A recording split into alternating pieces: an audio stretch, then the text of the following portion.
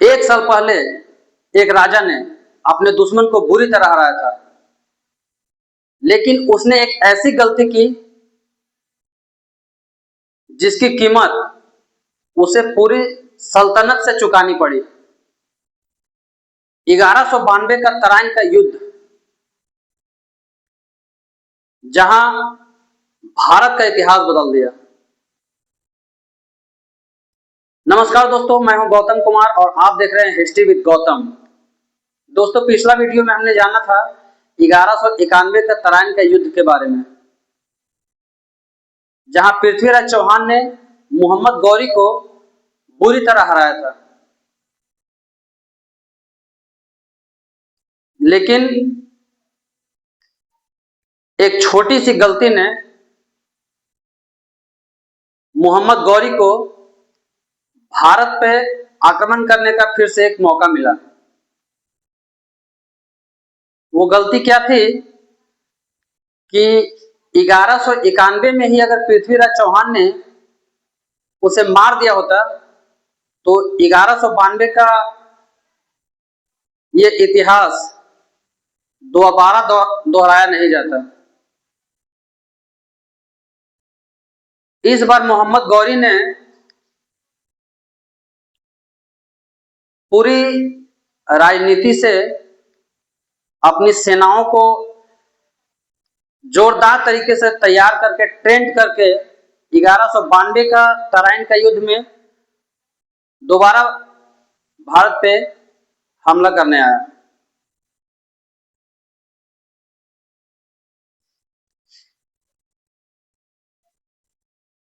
पृथ्वीराज चौहान और उनके सैनिक तैयार थे युद्ध के लिए। 1192 का तराइन का वही मैदान जहां से सुबह से ही युद्ध का माहौल बना हुआ था। इस बार भी पृथ्वीराज चौहान की सेना जोरदार तरीके से हमला किए थे, लेकिन पृथ्वीराज चौहान और मोहम्मद गौरी के बीच जो युद्ध हुआ था, मोहम्मद गौरी का एक चालबाज प्लानिंग डिसिप्लिन तरह से तैयार किया गया था। पहले जानते हैं दोस्तों कि 1192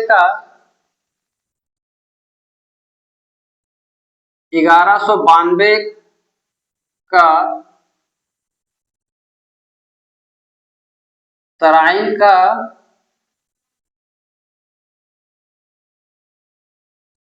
युद्ध, 1192 का तराइन का युद्ध जो कि अभी हरियाणा में है, यह युद्ध दोबारा से पृथ्वीराज चौहान और मोहम्मद गौरी के बीच ही होता है।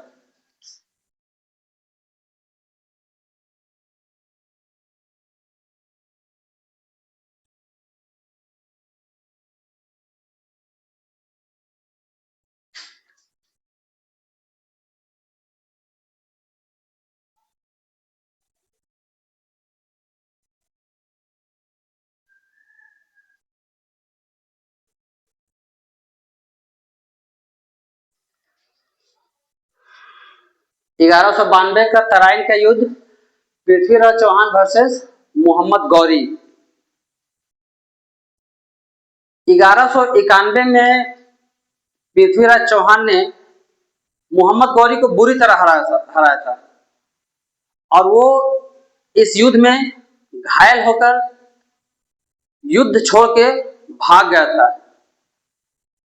लेकिन पृथ्वीराज चौहान की एक यही गलती थी कि मोहम्मद गौरी को उसी समय मार दिए होते तो इतिहास दोबारा दोहराया नहीं जाता। शुरू में पृथ्वीराज चौहान की सेना जोरदार हमला किया, लेकिन मोहम्मद गौरी ने पहले से ही प्लानिंग बना दिए थे और अपने सैनिकों को अपना स्ट्रेटजी समझा चुके थे। कि पृथ्वीराज चौहान की सेना जैसे ही हमला करने आए तो हम लोग पीछे की ओर भागते हैं, पीछे की ओर चले जाएंगे। तो पृथ्वीराज चौहान की सेना को लगने लगा कि मोहम्मद गौरी 1191 का युद्ध की तरह फिर से ये भागने लगा और पृथ्वीराज चौहान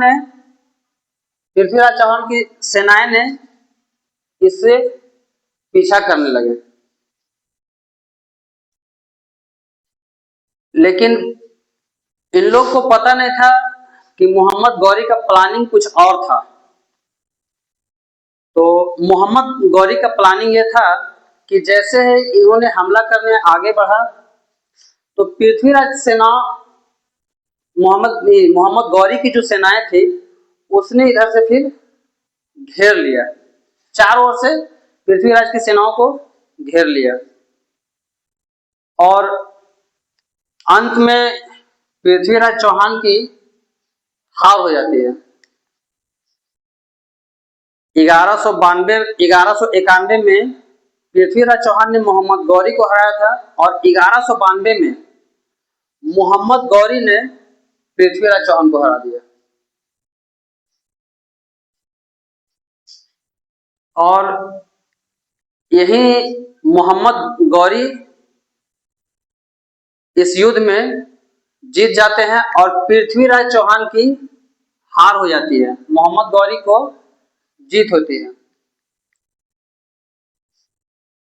लेकिन सवाल यह है दोस्तों कि अगर 1191 में ही इसे खत्म कर दिया जाता तो इतिहास दोबारा दोहराया नहीं जाता। तो दोस्तों कमेंट में ये बताएं कि क्या ये गलती हार का कारण बना या नहीं बना। पृथ्वीराज चौहान अगर पहले ही इन्हें खत्म कर दिए देते हैं तो ये दोबारा युद्ध ही नहीं होता।